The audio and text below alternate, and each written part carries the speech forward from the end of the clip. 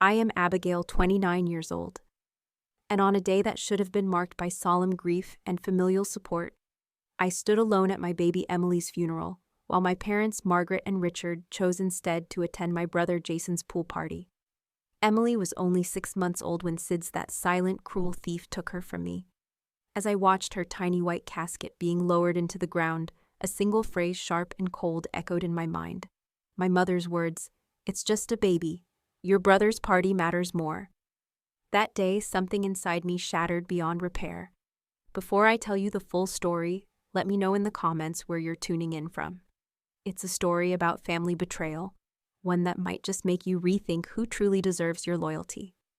Growing up, I always knew I was second best. It wasn't a sudden realization, but a slow, insidious seep of understanding that permeated every corner of my childhood. My brother Jason, now 32, was the undisputed golden child from the moment he drew his first breath. Our parents, Margaret and Richard, now 58 and 60 respectively, orchestrated a family dynamic where his achievements were not just acknowledged but celebrated with extravagant fanfare. Mine, on the other hand, were usually acknowledged with an obligatory card, if remembered at all. I still remember the sting sharp and clear as if it were yesterday. Jason made the soccer team in 5th grade. It was a big deal, our parents beaming with pride through a massive backyard barbecue. All our relatives were there, aunts, uncles, cousins, even neighbors we barely knew. The air vibrated with laughter, the smell of grilled burgers, and the triumphant cheers of "Go Jason." A few weeks later that same year, I was accepted into the honors program. This was something I had worked tirelessly for, studying late into the night, sacrificing playtime for textbooks. When I told them, their response was a lukewarm, "That's nice, Abby." My mother barely looked up from her magazine. My father grunted from behind his newspaper. Then almost immediately they pivoted, asking Jason about his upcoming game. It wasn't malice, not overtly, but an ingrained, almost unconscious indifference that cut deeper than any harsh word ever could. This pattern, a relentless drumbeat of neglect, continued throughout our lives. Jason's average grades were praised as evidence of a well-rounded individual, a phrase my mother frequently trotted out as if mediocrity in one area somehow elevated his overall being. My straight A's, however, were simply expected and unremarkable. There were no special dinners, no congratulatory trips, no proud boasts to their friends about my academic achievements. I was the responsible one, the quiet one, the one who didn't need their constant validation because, well, I just did what I was supposed to do. By high school, I had reluctantly accepted my place in the family hierarchy. The sting lessened, replaced by a dull ache of resignation. I channeled my energy elsewhere, focusing on building my own life. I excelled in academics not for their praise, but for my own sense of accomplishment. I forged friendships with people who genuinely saw and valued me. These friends became my chosen family, a sanctuary where my worth wasn't measured against Jason's shadow. It was during my sophomore year of college that I met Michael. He came from a family that was, to my jaded eyes, almost alien in its warmth and support. The way his parents showed genuine interest in his day, remembered important events without prompting, and expressed unreserved pride in his accomplishments, seemed almost theatrical to me. I used to watch them slightly bewildered until a quiet realization dawned. This was what normal family love looked like. It was a revelation, a soft explosion in my long-hardened heart. Michael and I dated throughout college, our relationship blossoming into a deep, comforting partnership. We married 3 years ago when we were both 27. He's an architectural engineer, grounded and steady, and I work as a pediatric nurse, a profession that allows me to pour my empathy and care into little lives. When we bought our small starter home, about 40 minutes from my parents and an hour from his, the distance from my family was entirely intentional on my part. I never admitted that to Michael, not explicitly, but the quiet peace I felt knowing there was a buffer zone was palpable. When we announced our pregnancy, the reactions were a stark, painful contrast. Michael's parents, bless their hearts, immediately burst into joyful planning mode. They talked excitedly about the baby shower, asked about nursery colors, and flooded us with articles about childbirth and parenting. Their enthusiasm was infectious, a balm to my anxious heart. My parents' response was a familiar refrain. "Oh, that's nice.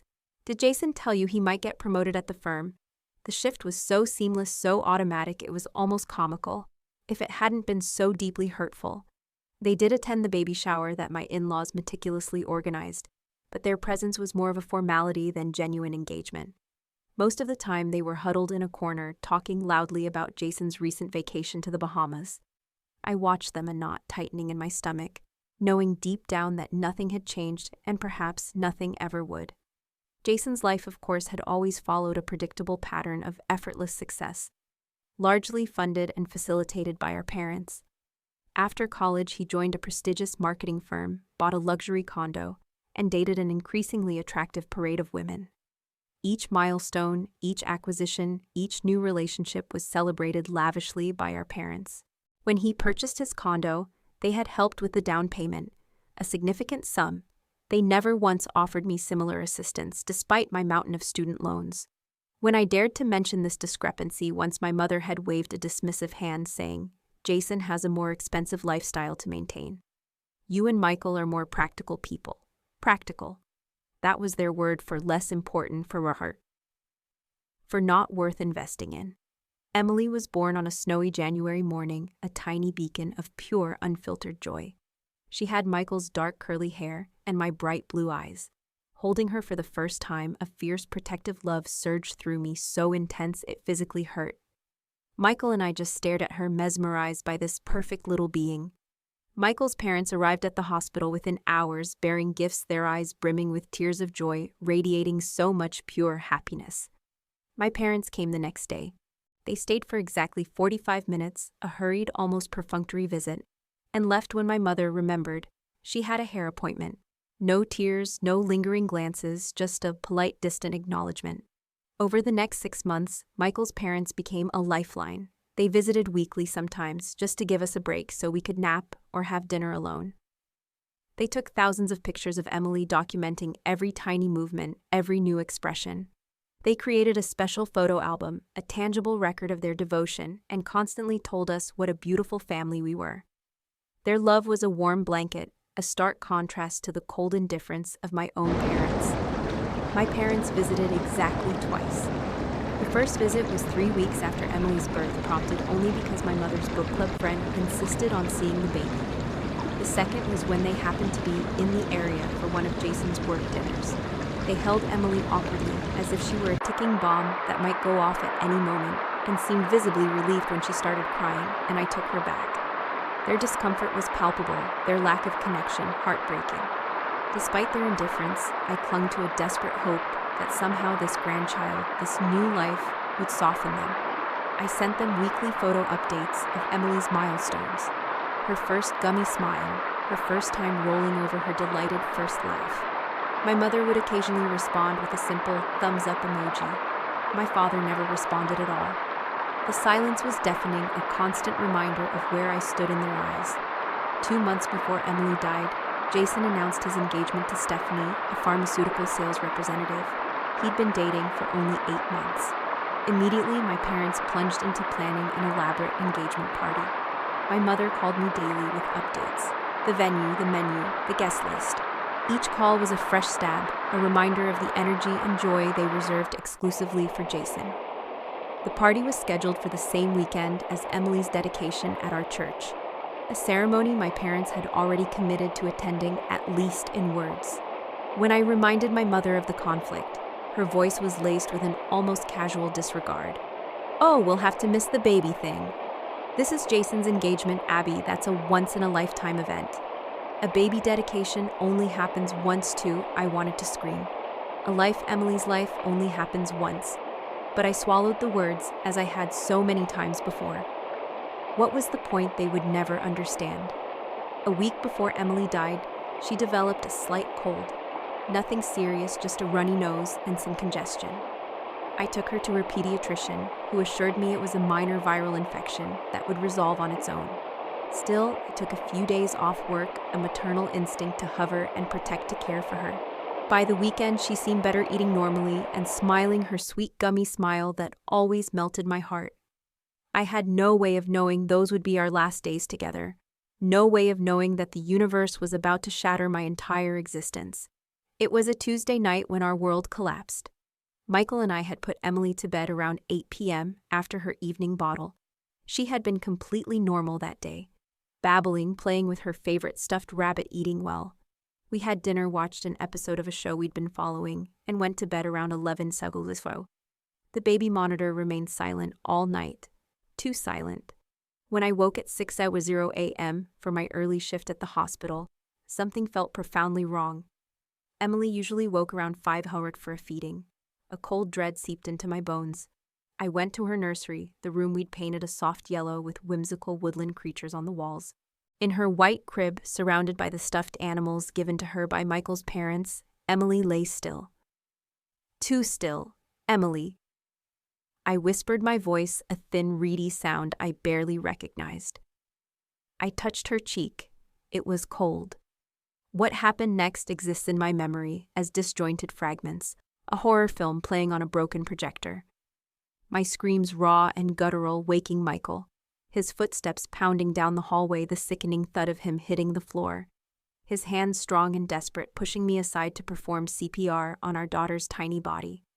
My trembling fingers fumbling with the phone, dialing 911, the dispatcher's calm voice asking questions I could barely comprehend. The piercing wail of sirens, the arrival of paramedics in our peaceful suburban home, their grim, determined faces as they continued resuscitation efforts. The ambulance ride, a blur of flashing lights, and the constant heartbreaking rhythm of the paramedics working on Emily's motionless body. The hospital's blindingly bright lights, the sterile smell of antiseptic, the hushed, urgent tones of medical staff. And then a doctor with kind, weary eyes delivering the worst news any parent could ever hear. "I'm so sorry, your daughter died from what appears to be sudden infant death syndrome." Michael collapsed against the wall, a broken heap of a man. I stood frozen, unable to process the words. This couldn't be real. We'd done everything right. Emily slept on her back in a bare crib. We never used blankets. We kept the room at the right temperature. We'd followed every SIDS prevention guideline. Yet there we were in a sterile hospital room, being asked if we wanted to hold our daughter one last time. We spent hours with Emily memorizing every line of her perfect face, holding her cold little hands, kissing her forehead. The hospital chaplain came speaking in soft, comforting tones. A grief counselor spoke to us, their words a blurry hum in the background. Someone mentioned funeral arrangements. The words washed over me without meaning, lost in the overwhelming tide of anguish. Eventually, through the thick fog of grief, I remembered my parents. With shaking hands, I dialed my mother's number. "Mom," I said when she answered, my voice breaking ragged with unspeakable pain. "Emily died last night, SIDS. We're at the hospital now." There was a pause, a pregnant, agonizing silence on the other end of the line before she responded. "Oh, Abby, that's terrible." No gasp, no tears, no immediate promise to come right away. Just a flat, almost bored acknowledgement of the information. "We need to arrange a funeral." I continued, desperate for her to understand, to offer support, to be a mother to me when I needed one most. "Yes, I suppose you do. Let us know the details." That was it. No questions about how we were coping. No offers to help with arrangements. Just a dismissal, a quick brush off of the greatest tragedy of my life. Michael's parents, in stark contrast, were already on their way to the hospital, having dropped everything the moment we called. Their love enveloped us, a desperate warmth against the encroaching chill of my parents' indifference. The next few days passed in a blur of paperwork, agonizing decisions, and overwhelming grief. Michael and I moved through the world like ghosts, barely eating, barely sleeping. His parents, our anchors, took care of practical matters, contacting the funeral home, ordering flowers, arranging for food after the service. My parents called once, just once, to ask when the funeral would be. Friday at 11 at Greenview Cemetery, I told my mother, my voice hollow. Friday, she repeated, a note of mild annoyance creeping into her tone.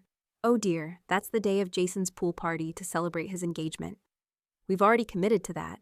I thought I'd misheard her. My mind, already fractured by loss, struggled to comprehend. "Mom, this is Emily's funeral, your granddaughter's funeral. I understand that, Abby, but we can't cancel on Jason now. All the arrangements are made. Everyone's coming. You understand, don't you?" I didn't understand. I couldn't comprehend how my parents could choose a party, a pool party, over their own granddaughter's funeral. "No, Mom," I said, my voice rising, desperate for her to see, to feel, to care. "I don't understand. Please explain it to me." She sighed, the sound crackling through the phone, a dismissive wave. Abby, I know you're upset, but think rationally. It's just a baby. Your brother's party matters more. Emily was only here for a few months. You can always have another baby, but Jason's engagement is important to his future. The words hit me like physical blows, each syllable a hammer striking my already fractured soul. It's just a baby. Your brother's party matters more. You can always have another baby. In that moment, something inside me hardened. The profound, unbearable hurt transformed into something else entirely. A cold, sharp clarity about who my parents truly were. They weren't just indifferent, they were cruel. They were utterly devoid of the empathy I desperately craved. "I see" was all I could manage to say before hanging up. My voice was flat, empty. Michael found me sitting on our bedroom floor, phone still clutched in my hand. When I told him what my mother had said, his face contorted with a righteous rage that mirrored the storm in my own heart. He wanted to call them back to tell them exactly what kind of deplorable people they were, but I stopped him. I felt hollow beyond anger. "It doesn't matter," I said, the words barely a whisper. "It's always been this way. I just never wanted to admit it." The truth, raw and ugly, was finally out in the open. The morning of the funeral dawned bright and clear, cruelly beautiful for such a dark day. I stood in front of my closet, staring at the black dress I'd bought the day before, trying to comprehend that I was selecting an outfit to wear to my child's funeral. The normalcy of the act was sickening. As we drove to the cemetery, I checked my phone one last time, harboring a desperate, foolish hope that my parents had changed their minds. There were no messages from them. Instead, there was a text from Jason. "Sorry about the baby. Hope the funeral goes okay. Excited to see everyone at the party later." I turned off my phone. The last shred of hope extinguished. Emily's casket was impossibly small white, with delicate silver handles adorned with soft pink roses. It looked like something that should hold a doll, not my child. Standing beside it in the cemetery's Garden of Angels, a section reserved specifically for infants and children, I felt a chilling detachment from reality. Michael stood beside me, his face pale with grief. His hand gripping mine so tightly it hurt, a desperate anchor in a turbulent sea. His parents flanked us on the other side, his mother openly weeping, her face a mask of sorrow. His father steady but red-eyed, his support a quiet, unwavering presence. Around us gathered a small but loving crowd, friends, colleagues, neighbors, even families of patients from the pediatric ward where I worked. My childhood friend Teresa had flown in from Chicago, her presence a silent testament to enduring loyalty. My college roommate Lily was there with her husband, their eyes filled with compassion. The conspicuous absence of my parents and brother created a gaping void, a silent accusation that everyone politely pretended not to notice, though. I caught the questioning glances, the hushed, confused whispers. Michael's mother, ever vigilant, had placed a protective arm around my shoulders. When people asked where my family was, she smoothly changed the subject, her voice a gentle shield against intrusive questions. Pastor David spoke about the brevity of Emily's life, but the immeasurable depth of her impact. Some souls, he said, his voice soft yet resonant, accomplish their purpose here on earth quickly. Emily brought joy, love, and a new dimension of humanity to Abby and Michael in her 6 months with them. During the service, my phone vibrated in my purse. I ignored it, focused on the pastor's words on Emily, on the overwhelming weight of loss. But after the final prayer, a perverse curiosity made me check it briefly. Several Instagram notifications. Jason had posted photos from his pool party. My parents were prominently featured, smiling, champagne glasses in hand, laughing, celebrating, while their granddaughter was being lowered into the ground a mere 3 miles away. When it came time for the burial, I nearly collapsed. The physical act of watching that tiny casket descend into the earth made Emily's death real in a way nothing else had. This was final. This was forever. My baby was gone, and I would never hold her again, never see her grow up, never know who she would have become. Michael's father had to help support him as he threw the first handful of dirt onto the casket, his body shaking with profound grief. Michael's mother held me as I did the same, my entire body trembling with wrenching sobs. Around us, others followed suit, murmuring prayers and goodbyes, their quiet reverence a stark contrast to the distant revelry. Later at our house, people gathered with food and flowers and well-intentioned words that couldn't possibly touch my raw, bleeding grief. I moved through the rooms like an automaton, accepting condolences, thanking people for coming, politely declining offers of food I knew I wouldn't eat. In quiet moments, my ears strained, catching myself listening for Emily's cries through the baby monitor we hadn't yet put away. Each time the realization that I would never hear her again hit me anew, a fresh wave of pain washing over me, threatening to drown me. That first week passed in a haze of grief. I took leave from work, my mind incapable of focusing on anything but the crushing emptiness. Michael tried to go back after 3 days, but came home early, unable to concentrate, his eyes haunted. We moved through our house like ghosts, eating little, sleeping less, talking hardly at all. The silence where Emily's babbling, crying, and laughter should have been was deafening, a constant reminder of our unbearable loss. My parents didn't call, they didn't text, they didn't visit. Their silence was a vacuum confirming their utter lack of empathy. Michael's parents, however, came daily, a lifeline in the darkness. They brought food, did laundry, sat with us in our grief, their presence a quiet comfort. They respected our need for space, but made sure we weren't alone for too long. Michael's mother gently suggested grief, counseling, her voice soft and understanding.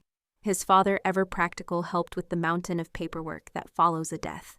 Death certificates, insurance, medical bills. They handled the practicalities so we could simply exist in our pain. 7 days after the funeral, my phone rang. It was my mother's number. I almost didn't answer, my fingers hovering over the screen. But finally, a strange curiosity, a morbid fascination compelled me. What could she possibly say? "Abby, how are you?" she asked, her voice casual, utterly devoid of emotion, as if we'd simply gone a week without talking, as if nothing significant had happened. My daughter died and was buried without her grandparents present. I replied flatly, the words tasting like ash in my mouth. "How do you think I am?" "Now, Abby, there's no need for that tone," she said, a hint of irritation entering her voice. "We're calling to invite you and Michael to Sunday dinner. It would be good for you to get out of the house. Don't you think Jason and Stephanie will be there? They can tell you all about their wedding plans. It might take your mind off things." Take my mind off things. As if my child's death were a minor inconvenience, a temporary blues to be distracted from with wedding talk. The sheer audacity, the callousness was breathtaking. "I don't think we'll be able to make it," I said, my voice trembling with suppressed fury. "Abby, you can't just shut yourself away. Life goes on. It's been a week already." A week. A week since I buried my daughter, and my mother thought that was sufficient time to move on. The chasm between us seemed to widen into an unbridgeable gulf. "I have to go," I said, and hung up before I said something I might regret, or perhaps something I should regret, but would never be able to take back. Michael found me sitting on the bathroom floor, staring blankly at the wall. When I told him about the call, about my mother's invitation to Sunday dinner, to hear about Jason's wedding plans, his expression darkened, his jaw clenching. "They can't be serious," he whispered, disbelief warring with rage. "They are," I replied, the bitterness a tangible taste on my tongue. "They absolutely are." Against my better judgment, a strange, morbid pull, I agreed to attend the Sunday dinner at my parents' house. It was 2 weeks after Emily's funeral. Michael was reluctant, his disgust palpable, but I felt an undeniable need to see my parents face to face, to understand how they could act as if nothing had happened, as if Emily's life and death simply didn't matter. We arrived at the suburban colonial home where I'd grown up, the house with the meticulously maintained lawn, the trimmed hedges, the fresh flowers in the window boxes, a facade of perfection. The living room, always kept pristine for guests, felt suffocating. My mother greeted us with air kisses, careful not to smudge her lipstick, her smile strained but polite. My father nodded from his armchair, barely looking up from his newspaper, his usual dismissive greeting. Jason and Stephanie sat on the couch, wedding magazines spread before them, their faces alight with excitement. "Abby, Michael, come in," my mother chirped, her voice falsely bright. "Dinner's almost ready. Jason was just showing us the venue they're considering for the reception. It's absolutely breathtaking. No mention of Emily, no acknowledgement of our loss, no recognition that we might not be in the mood to discuss wedding venues or floral arrangements. It was as if she had simply wiped Emily from existence, along with our grief. We sat stiffly on the love seat, feeling like intruders in our own family. Jason predictably dominated the conversation, regaling us with minute details about the wedding budget, the guest list, the honeymoon options. My parents hung on his every word, offering effusive suggestions and immediate approval. I noticed a new photo on the mantle, Jason and Stephanie beaming at the pool party. The same party they'd chosen over Emily's funeral. The irony was a physical ache in my chest. During dinner, my mother served roast beef and Yorkshire pudding, Jason's favorite. The conversation revolved entirely around Jason's recent promotion at work, Stephanie's dress shopping plans, and my parents' increasingly elaborate ideas for the rehearsal dinner. I picked at my food that tastes like sawdust in my mouth. My rage slowly simmering beneath the surface finally boiled over. Finally, during dessert, I couldn't take it anymore. The facade cracked. Did Emily's funeral interfere with your pool party? I asked, my voice cutting through a discussion about wedding photographers, sharp and clear. The table fell silent. My mother's smile froze on her face like a grotesque mask. Abby, she said with a nervous, brittle laugh, let's not bring up unpleasant topics at dinner. Unpleasant topics, I repeated, incredulous. You mean my daughter's death, your granddaughter's funeral that you skipped. Now, Abby, my father interjected, his voice firm, his eyes warning. What's done is done. No sense dwelling on the past. The past, I retorted, a bitter laugh escaping my lips. It was 2 weeks ago. Jason rolled his eyes, a familiar gesture of dismissiveness. See, this is why we didn't want to bring it up. You always make everything so dramatic, Abby. I stared at him, truly incredulous. Dramatic. My baby died. Jason died. And none of you came to her funeral because you were too busy having a pool party. It wasn't just a pool party, my mother said defensively, her voice rising. It was a celebration of Jason and Stephanie's engagement. We'd been planning it for weeks. We couldn't cancel at the last minute. But you could miss your granddaughter's funeral, I pressed, my voice laced with venom. You could tell me it's just a baby and that I can always have another one. Michael, who had been silent until now, his face a thundercloud, put down his fork with a clatter that echoed in the silent room. I've sat here trying to be respectful, he said, his voice dangerously quiet. But this is beyond belief. Do you have any idea what Abby has been through? What we've been through? My mother looked affronted, as if we were the ones out of line. Of course we do. We're very sorry for your loss, but life must go on, mustn't it? Dwelling in grief isn't healthy. It's been 2 weeks, Mom. Michael said, his voice still quiet but vibrating with suppressed fury. 2 weeks since we buried our daughter, and you haven't once asked how we're doing. You haven't offered to help. You haven't acknowledged our pain in any way. My father cleared his throat, attempting to regain control of the volatile situation. We thought it best to give you space. Space.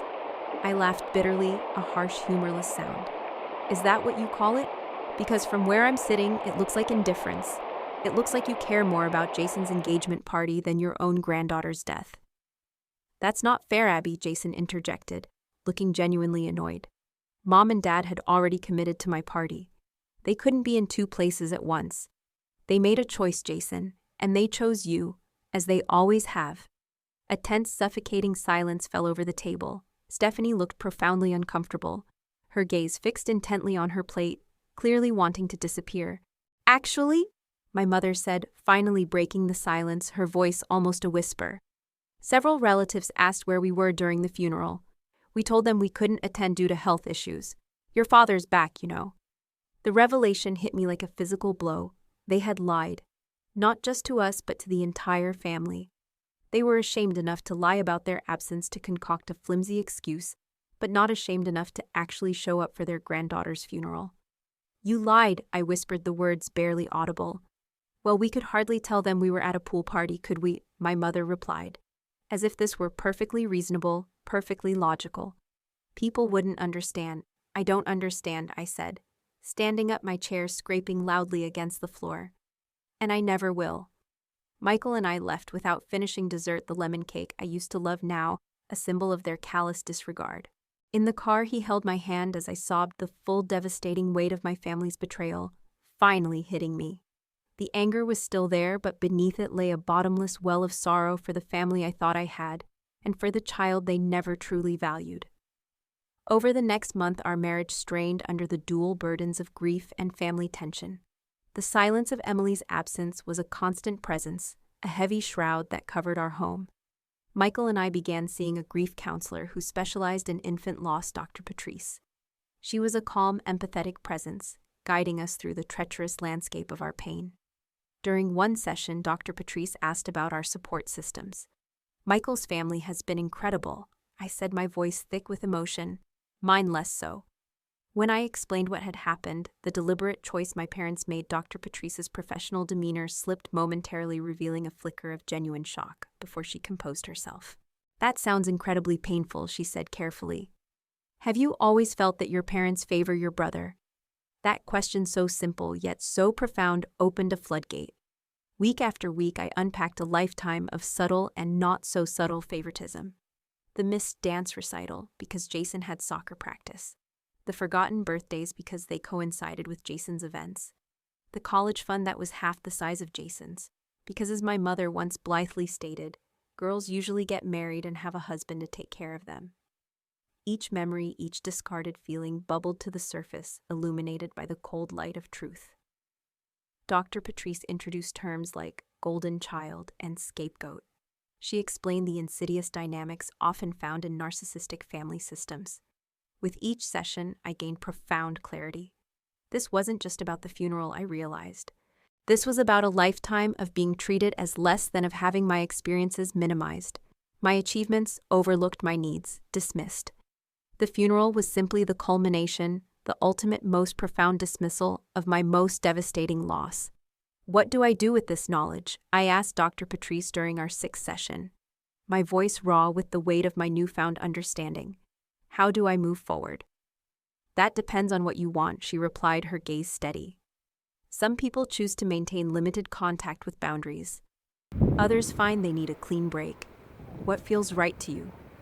I thought about my parents' casual cruelty, their chilling indifference. I thought about the moments of profound, gut-wrenching grief I'd experienced alone, moments when they were laughing and celebrating my brother. And then I thought about Emily, my precious baby girl, how she deserved grandparents who valued her life, who would have moved heaven and earth to be there to honor her death.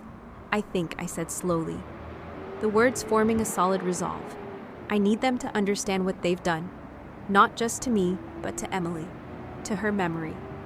"And if they can't or won't acknowledge it," Dr. Patrice asked gently, "then I'll have my answer," I replied, a quiet certainty settling over me. That night, I told Michael about my decision. I need to make them understand. I need them to feel a fraction of the pain I felt standing at that funeral alone. Michael looked concerned, his brow furrowed. "What are you planning to do?" "Nothing destructive," I assured him, though my voice held an edge of steel. "Just the truth they've been avoiding for years." "I'm worried about you," he admitted, pulling me close. "Confronting them might make things worse. Worse than losing our daughter and being told it doesn't matter because it's just a baby," I asked, looking up at him, my eyes burning. "Worse than standing alone at her funeral because a pool party was more important. I don't think that's possible, Michael." He held me tighter, his embrace a silent promise. "Whatever you decide, I'm with you every step of the way." That night, a quiet determination solidified within me. The time for silence was over. What I wanted wasn't revenge, not exactly, but something far more profound: acknowledgement. A searing recognition of the pain they'd caused, an understanding of the deep systemic damage they'd inflicted. I wanted my parents to finally feel the weight of their choice, to see it clearly for what it was. Above all, I wanted to ensure they could never rewrite history, never pretend they'd been supportive when they were anything but. My first step was a preemptive strike, declining the invitation to Jason's engagement party. The invitation arrived in a thick cream envelope with elaborate gold embossing. My mother's touch, no doubt designed to impress. I texted a simple, unequivocal response: "Michael and I won't be attending, still grieving our daughter's death."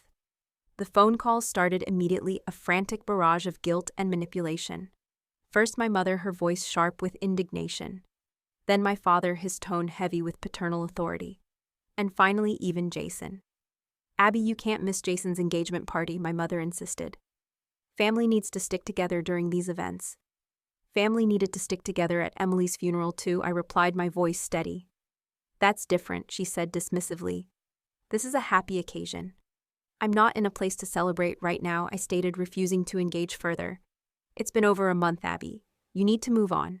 I ended the call without responding. The familiar refrain of "move on," a fresh insult. Jason's call was the most surprising. His voice was laced with an unfamiliar note of awkwardness, almost apprehension. "Mom and Dad are upset you're not coming to my party," he said. "Can't you just show up for an hour or something? It's important to them." "Was Emily's funeral important to you?" I asked the question, hanging in the air like a challenge. There was a pause. "That's not fair," he mumbled. "I barely knew her." "Whose fault is that, Jason?" I shot back. "You visited her exactly once in 6 months. She was your niece." He sighed a sound of exasperation. "Look, I'm sorry about what happened. It's awful. But life goes on, right? You and Michael can try again when you're ready." Try again, as if Emily were a failed experiment, rather than our beloved daughter. As if any future children could simply replace her, rather than be their own unique people. The casual cruelty of it, the utter disregard for her individual existence, was staggering. "I won't be attending your party," I said firmly, my voice devoid of emotion. "Congratulations on your engagement." With that, the immediate pressure handled, I began my research in earnest. I immersed myself in knowledge, seeking to understand the twisted dynamics that had shaped my life. I read books about family estrangement, about narcissistic family dynamics, about the complex, often misunderstood nature of grief. I joined online support groups for parents who had lost children, finding to my sad relief that my experience wasn't unique. Many others had faced insensitive comments, thoughtless actions, and painful betrayals from family members during their darkest hours. It was a community of shared pain and validating understanding. One evening, a quiet resolve settling over me, I pulled out a box from my closet. It was a collection of evidence, a silent archive of my life that I hadn't even realized I'd been gathering throughout the years. Birthday cards, where my parents had written generic messages or worse, subtly referenced Jason's achievements. Photos from family events, where I stood awkwardly at the periphery while Jason occupied the beaming center. Screenshots of text messages showing patterns of neglect and dismissal, short, cold replies to heartfelt updates. I began to meticulously organize it all, creating a timeline, a chronological record documenting the pattern that had culminated in their devastating absence at Emily's funeral. It wasn't for them, not really. It was for me. A way to validate my own experiences and feelings after years of gaslighting and minimization.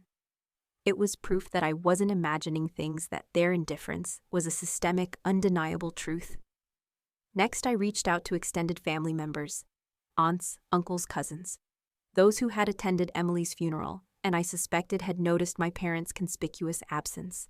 I didn't volunteer information at first, just asked open-ended questions, observing their reactions, trying to gauge their understanding of the situation.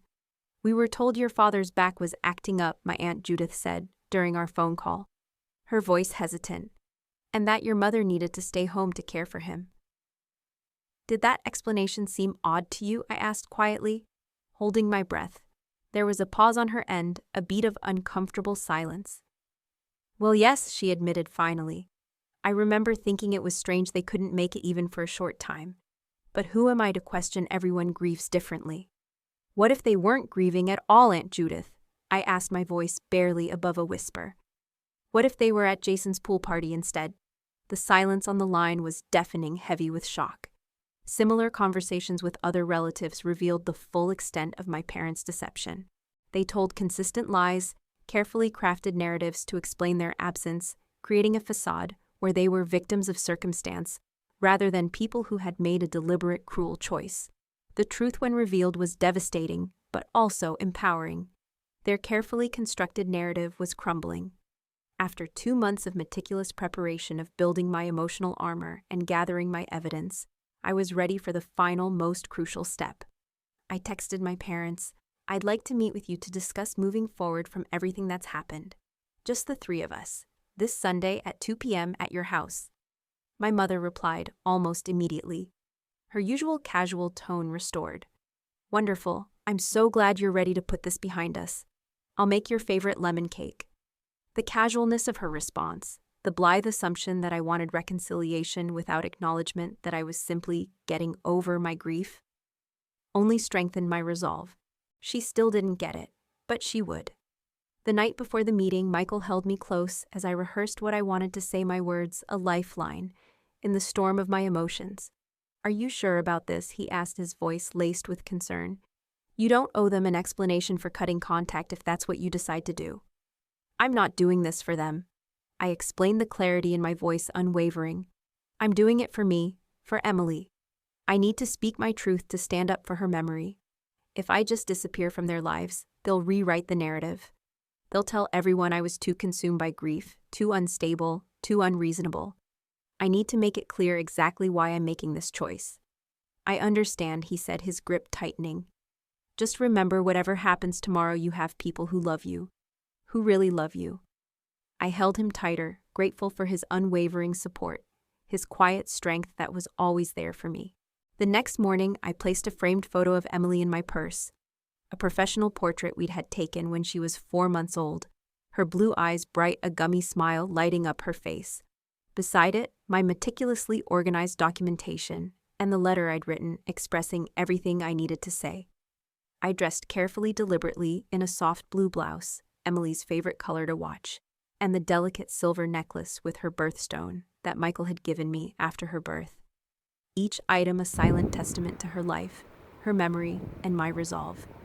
"Ready?" Michael asked as I prepared to leave, his eyes full of concern. I took a deep breath, filling my lungs with courage. "As ready as I'll ever be," I whispered, and stepped out the door. My parents' house looked exactly as it always had. The immaculate lawn, trimmed hedges, fresh flowers in the window boxes. A picture of domestic perfection, yet so cold beneath the surface. I sat in my car for several minutes, hands gripping the steering wheel, gathering strength for what was to come. Finally, I took a deep, fortifying breath, grabbed my purse containing Emily's photo and my documents, and walked to the front door. My mother answered, wearing a floral dress and pearls, as if this were a casual social call, rather than a reckoning. "Abby, come in, your father's in the living room. I've just taken the lemon cake out of the oven." The house smelled of lemon and sugar, a scent that had once meant comfort, childhood home, but now felt like a bitter mockery of everything I had lost. My father sat in his usual armchair, newspaper folded neatly beside him. He stood when I entered, giving me an awkward pat on the shoulder that was the closest he ever came to physical affection. "Good to see you, Abby. You're looking well," he said, his voice flat. I wasn't looking well. I had lost weight, had dark circles under my eyes, and my skin was pale from spending weeks indoors. But my appearance had never been of particular interest to my father. "Let's have some cake first," my mother suggested, already heading toward the kitchen, oblivious to the storm brewing within me. "Actually," I said, my voice steadier than I expected, the words holding a surprising firmness, "I'd prefer to talk first." My parents exchanged a quick, knowing glance, one I recognized from childhood. The one that said I was being difficult, unreasonable. "All right," my mother conceded, settling onto the couch, a hint of impatience in her voice. "What did you want to discuss?" I sat opposite them, my back straight, placing my purse deliberately beside me on the cushion. "I wanted to talk about Emily's funeral," I stated, my voice clear and unwavering, "and why you weren't there." My mother's smile tightened, her facade beginning to crack. "Abby, we've been through this. We had a prior commitment." "A pool party?" I said flatly, cutting through her euphemism. "An engagement celebration for your brother," my father corrected, as if the terminology made a difference, as if calling it by a grander name changed the callousness of their choice. "I'd like to show you something," I said, ignoring his interjection. I reached into my purse and pulled out Emily's photo, the professional portrait. She was wearing a tiny pink dress, her blue eyes bright, a gummy smile lighting up her face, a vision of pure innocence. I placed it carefully on the coffee table between us. My parents glanced at it uncomfortably, their eyes flitting away, but said nothing. The silence in the room stretched heavy and expectant. "This is your granddaughter," I said, my voice laced with a quiet intensity. "This is Emily, the Emily whose funeral you skipped to attend a pool party. The Emily you referred to as just a baby. The Emily your son, my brother, visited exactly once in her entire life. Abby." My mother began, her voice strained, but I held up my hand, stopping her. "I'm not finished. For as long as I can remember, you have made it clear that Jason matters more than I do. His achievements, his milestones, his happiness always took precedence over mine. I accepted that. I built a life with people who valued me despite your indifference. But when you chose to skip Emily's funeral, when you dismissed her death as insignificant, you crossed a line that can't be uncrossed." I pulled out a folder containing my documentation, the meticulously compiled evidence of their lifelong pattern. I've been thinking about this a lot, trying to understand if this was an isolated incident or part of a pattern. I think the evidence speaks for itself. I handed them a printed timeline of events dating back to my childhood. Each entry a painful reminder of their favoritism toward Jason and their dismissal of me. Birthdays forgotten because of Jason's soccer tournaments. My college graduation dinner cut short because Jason had a date. The substantial financial support they'd given Jason compared to the token assistance I'd received. It was all laid bare, undeniable. My parents looked at the papers, their expressions a mix of confusion and defensiveness. "What is this supposed to be?" my father asked, his voice sharp. "It's a record of your choices," I replied, my voice steady, my gaze fixed on his. A pattern that culminated in the most painful day of my life, when I buried my daughter alone while you celebrated with Jason. "You weren't alone," my mother protested, her voice rising in a thin shriek. "Michael was there and his parents." "Yes," I agreed, a bitter taste in my mouth. "They were. Thank God for them. But my parents, Emily's grandparents, chose a party over her funeral, and then lied to the family about why they weren't there." My father's face reddened, his composure finally cracking. "We didn't think it would look good." "No, it wouldn't look good." I agreed, the irony not lost on me.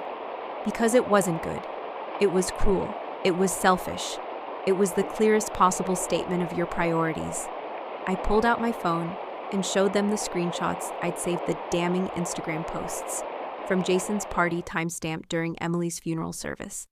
My mother sipping champagne while I was listening to the pastor speak over my daughter's casket. My father laughing with friends while Michael and I were throwing dirt onto our baby's grave. "Do you have any idea what it felt like to see these after the funeral?" I asked, my voice finally breaking the raw emotion seeping through. "To know that not only were you absent, but you were celebrating." My mother's composure finally cracked. Tears welled in her eyes, silent mascara tracking down her cheeks. "What do you want from us, Abby?" she whispered. Her voice choked. "We can't change what happened." "No, you can," I acknowledged. "But you can acknowledge it. You can stop pretending it was acceptable. You can recognize the pain you caused." "We're sorry you were hurt," my father said stiffly, his eyes avoiding mine, his words a hollow, empty apology. "That's not an apology," I pointed out, my voice sharp. "That's placing the blame on me for being hurt rather than on you for your actions." A tense silence fell over the room once more. My mother looked at my father, clearly expecting him to fix this situation, to dismiss it with authority, as he fixed everything else. But even he seemed to recognize that his usual tactics wouldn't work here. The weight of the truth was too heavy. "What is it you want us to say?" my mother finally asked, an edge of frustration, almost desperation in her voice. I pulled out the letter I'd written, my final, most important piece of evidence. "I don't want you to say anything. I want you to listen. This is what I need you to hear." I unfolded the paper, the crisp rustle of it loud in the silent room, and began to read, my voice resonating with a lifetime of suppressed pain and a newfound strength. "Dear Mom and Dad." I began, my voice clear and steady despite the tremor in my hands. "I'm writing this because I need you to understand what your choices have meant to me. When Emily died, my world collapsed. Everything I knew, everything I believed, everything I hoped for was shattered in an instant. The only thing that could have made that pain worse was facing it alone, and that's exactly what your choice forced me to do. When you told me that Emily was just a baby and that Jason's party mattered more, you didn't just miss a funeral. You invalidated her entire existence. You told me that my child, your granddaughter, was disposable, replaceable, unimportant. You told me that my grief was inconvenient, my pain was exaggerated, my loss was negligible compared to Jason's celebration." My mother was openly sobbing now, her hands clutched together, her eyes fixed on my face. My father remained rigid, but the flicker of uncertainty in his eyes was undeniable. "This wasn't an isolated incident," I continued, my voice gaining strength. "It was the culmination of a lifetime of being treated as less than, of having my experiences minimized. My achievements overlooked, my needs dismissed. I've spent my entire life trying to earn the love and attention you give Jason, freely, never understanding that the problem wasn't me. It was you. I'm not writing this to hurt you or to extract an apology," I stated, looking directly at them both. "I'm writing because I need you to know that I see the truth now. I see the pattern. I understand that this will never change because you don't want it to change." and knowing that I need to protect myself and the memory of my daughter from further harm. For now, I've decided to take a step back from our relationship. I need time and space to grieve Emily without having her existence diminished. I need to heal from not just her loss, but from the additional trauma of your response to it. I need to build a life surrounded by people who value me and who would have moved heaven and earth to be present on the worst day of my life. I paused, taking a breath, the weight of the words hanging in the air. If someday you're willing to truly acknowledge what happened, to take responsibility for your actions without excuses or deflections, to commit to change, then perhaps we can begin to rebuild. Until then, this distance is necessary for my well-being and for honoring Emily's memory the way she deserves. With both sadness and resolve, Abby. When I finished reading, I looked up. My mother was still crying silently, mascara tracking down her cheeks. My father sat rigid, his jaw clenched, but his eyes betrayed that flicker of uncertainty, of something akin to vulnerability that I'd rarely, if ever, seen before. "You can't be serious," he finally said, his voice flat, cutting off the silence that followed my words. Cutting us off over one missed event. I folded the letter carefully and returned it to my purse, the gesture deliberate, final. "It wasn't one event," I said, my voice firm. "It was the final event in a lifetime of events. And I'm not cutting you off permanently. I'm stepping back until you can acknowledge the reality of what happened and commit to change. This is ridiculous." "This is ridiculous," my father insisted, his voice rising in frustration. "Everyone has favorite children. It's natural. We've done everything for you." "Robert, stop," my mother interrupted, her voice uncharacteristically sharp, cutting him off. She was looking at Emily's photo on the table, really looking at it perhaps for the very first time. Her trembling fingers reached for the frame. "She had your eyes," my mother said quietly, her voice barely a whisper. "Yes," I replied, my own voice softening slightly at her unexpected admission. "She did. I never really looked at her," my mother admitted, her voice barely audible, thick with unshed tears and sudden wrenching regret. "I was always so busy with Jason's things, with the engagement plans." My father shifted uncomfortably in his chair, attempting to reassert control. "Margaret, don't. Abby's upset, but she'll come around. She always does." "No," I said firmly, my voice hardening again. "Not this time. This isn't something I can just get over. This is my line in the sand." I stood, gathering my purse, the weight of Emily's photo a comfort against my side. "I've said what I came to say. The ball is in your court now. I hope someday you'll understand what you've done and make different choices. Until then, I need this distance." As I turned to leave, my mother called after me, her voice breaking desperate. "Abby, please don't go like this." I paused at the door, my hand on the cool metal of the doorknob. "I'm not going anywhere, Mom," I said, turning back to face them one last time. "I'm right where I've always been. You're the ones who weren't there when it mattered most." I walked out of their house, leaving behind the suffocating scent of lemon cake and unspoken truths, with a strange mixture of profound grief and liberating peace. In the car I sat for a moment, my hands shaking, but my mind clear. I had spoken my truth. I had stood up for Emily, for myself, for the undeniable reality of our experiences.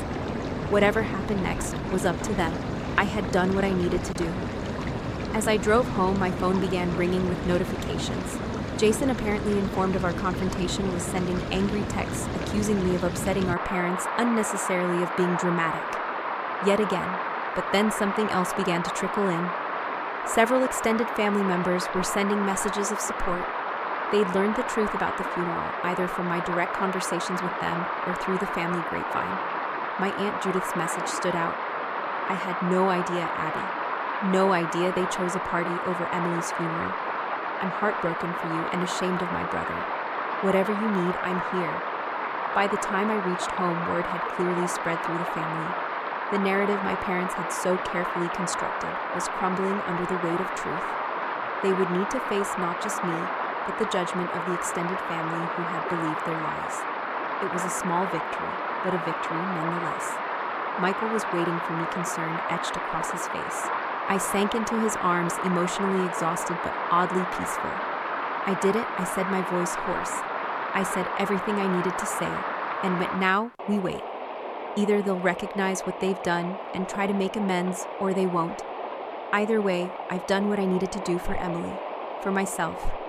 That night, I slept better than I had since Emily died.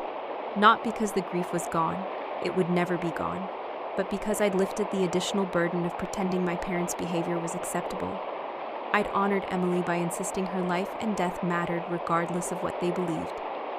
A fragile path forward healing and hope. 6 months after my confrontation with my parents, I stood in the garden we'd planted in Emily's memory. Spring had arrived, bringing with it cheerful daffodils and vibrant tulips, a splash of color in the gentle green. Around the small angel statue that marked the center of the space, Michael worked beside me, carefully placing new mulch around the perennials that would bloom throughout the summer. "It's looking beautiful," he said, standing to wrap an arm around my waist, his voice soft. "Emily would have loved playing here." The pain of those words was still sharp, a constant ache, but no longer debilitating. "Yes," I agreed, a faint smile touching my lips. She would have. In the months since the confrontation, we had established a new normal, a life built around acknowledging and processing our grief. 3 times a week, I attended a support group for parents who had lost children, finding solace in shared stories and understanding. Twice a month, Michael and I saw Dr. Patrice together, working through our grief, as a couple strengthening our bond in the face of immense sorrow. We had converted Emily's nursery into a memorial room, not a shrine, but a peaceful space, with her photos, her favorite toys, and a comfortable rocking chair, where we could sit and feel close to her presence. It was a room for remembrance, not for hiding from pain. My relationship with my parents had also transformed, though not in the way I might have expected. After our confrontation, they had retreated into silence for several weeks, a familiar pattern of withdrawal. Then, surprisingly, it was my father who reached out first. A handwritten letter, simple and direct, that arrived exactly 3 months after Emily's death. "Abby." He wrote, his handwriting stiff, formal, yet surprisingly vulnerable. "I have never been good with emotions or admitting when I'm wrong. But after reading your letter again and again, after seeing the timeline you created, after hearing from relatives who attended Emily's funeral, I can no longer deny the truth of what you said. We were wrong. Terribly, unforgivably wrong. Not just about the funeral, but about many things over many years. I don't expect forgiveness. I don't even know if I deserve the chance to try to make amends. But I want you to know that I hear you, and I am sorry, truly sorry." It wasn't a perfect letter. It didn't address everything, didn't erase the lifetime of slights. But it was the first genuine acknowledgement I had ever received from my father that he had caused me pain. It was a crack in the impenetrable wall he had built. My mother's response came a week later, a small package containing a custom-made ornament with Emily's name, birth date, and a pair of delicate angel wings. The note inside was brief, direct, and heartbreakingly simple. Simply, "I should have been there. I will regret that choice for the rest of my life. I'm so sorry, Abby." These gestures didn't erase the past. They didn't undo the damage or bring Emily back. But they were steps. Small, hesitant steps toward acknowledgement and potential healing. We established careful boundaries, monthly dinners initially, just my parents and me later, including Michael when he felt comfortable. Ground rules were set: no dismissing of Emily's memory, no changing the subject when grief surfaced, no comparisons to Jason's life events. It was a difficult, slow process, fraught with moments where old patterns emerged, where they slipped into comparing my life unfavorably to Jason's, where they seemed to forget the lessons they claimed to have learned. But there was also growth. My mother began asking about my volunteer work with genuine interest. My father created a small scholarship fund in Emily's name at the Children's Hospital, where I worked a tangible act of remembrance. Jason himself had been another surprise. After initially reacting with anger to my confrontation with our parents, he had shown up at our door one rainy afternoon in April. His usual swagger was gone, replaced by an awkward humility. "I've been thinking," he said, standing on our porch shuffling his feet, "about what happened. About Emily's funeral. About everything, really." He had brought a small pink rose bush, a tender offering to plant in Emily's garden. As we dug the hole together side by side, a fragile bridge forming between us, he admitted, "I never really thought about how things looked from your side. Mom and Dad always made such a big deal about everything I did that it seemed normal. I didn't realize what you weren't getting. It wasn't your fault, I told him, as I patted soil around the rose bush. You were a child too. We were both shaped by their choices. Still, he said, his voice quiet. I should have been at her funeral. She was my niece. I'm sorry, Abby. These moments of acknowledgement, unexpected and heartfelt, didn't erase the grief, but they lightened the additional burden of feeling unseen and unheard. They created space for true healing to begin. As summer turned to fall, I found myself drawn to volunteer work with the local organizations supporting parents who had experienced infant loss. My nursing background gave me professional insights, while my personal experience allowed me to connect with parents in a way that textbook knowledge never could. I found a new purpose, a way to honor Emily's memory. During one support session, a young mother named Rachel broke down describing how her in-laws had suggested she'd just try again, barely a month after losing her son to a congenital heart defect. They don't understand, she sobbed, tears streaming down her face. They act like he was replaceable, like any baby would do. I took her hand, a familiar ache blooming in my own chest.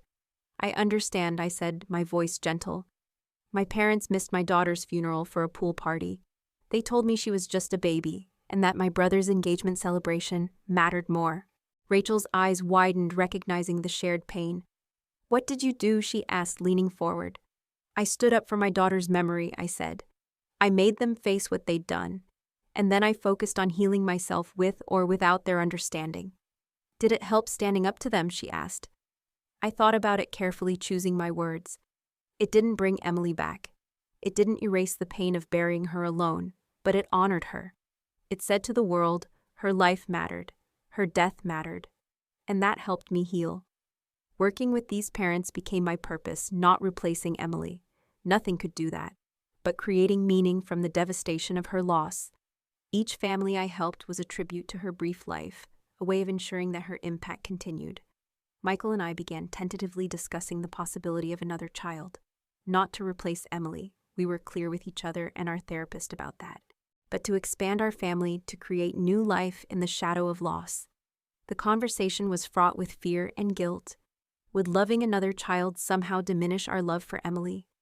Would every milestone with a new baby be shadowed by thoughts of what Emily would have been doing at that age? I'm scared, I admitted to Michael one night as we sat together in Emily's memorial room, surrounded by her gentle presence. Terrified, actually. Me too, he said, pulling me closer. But I think Emily would want us to have room in our hearts for another child. Not instead of her. In addition to her, my relationship with my parents continued to evolve slowly, imperfectly. There were setbacks, moments when old patterns emerged, when they slipped into comparing my life unfavorably to Jason's, when they seemed to forget the lessons they claimed to have learned. But there was also growth. My mother began asking about my volunteer work with genuine interest, her questions heartfelt, not perfunctory. My father, in a truly unexpected gesture, created a small scholarship fund in Emily's name at the Children's Hospital, where I worked a silent acknowledgement of her existence, her significance. During a family gathering to celebrate my father's birthday, a small intimate affair carefully navigated by our new boundaries, I overheard him talking to a cousin who had recently had a baby. Treasure every moment, he said, with unusual emotion, his voice thick. Every single moment matters. I learned that lesson too late with my granddaughter. It wasn't perfect. It would never be perfect. But it was progress. On the 1-year anniversary of Emily's death, we held a small remembrance ceremony in our garden, the space we had cultivated in her honor, now blooming with life. Michael's parents were there, steady and supportive, as always, their love a constant source of strength. My parents came bringing flowers, standing awkwardly but respectfully at the edge of the garden, a quiet acknowledgement of their absence, their regret. Jason and Stephanie attended, briefly placing a small teddy bear near the angel statue, a gesture of unexpected empathy. As we released biodegradable balloons into the sky, watching them float upwards, disappearing into the vast expanse, I felt Emily's presence. Not in a supernatural way, but in the profound impact she had left on all of our lives. In her 6 short months, she had taught us about unconditional love. In her death, she had taught us about the fragility of life, about the depths of grief. And in the aftermath, she had taught us about the power of standing up for truth, about setting boundaries, about honoring grief, rather than rushing past it. I had lost my daughter, that would always be true, an indelible scar on my soul. But I had found my voice, my strength, and a new purpose born from that devastating loss. For those of you watching who have experienced a similar loss or betrayal, I want you to know that healing is possible. Not perfect healing. The scars remain, they always will. But enough healing to find joy again, to find purpose, to build a life that honors both your loss and your future. If Emily's story has touched you, please consider supporting organizations that help families experiencing infant loss. And if you faced family betrayal during your darkest moments, know that you're not alone. You have the right to set boundaries, to demand respect for your grief, to insist that your pain matters. Thank you for listening to my story. If it resonated with you, please like, subscribe, and share it with someone who might need to hear that they're not alone. And I'd love to hear your thoughts in the comments. Have you ever had to stand up to family during a time of grief? What helped you heal? Your experiences might help someone else who's walking this difficult path. Remember, honoring your truth isn't selfish. Sometimes it's the most important thing you can do for yourself and for those you've lost. Be gentle with yourselves. You deserve that kindness.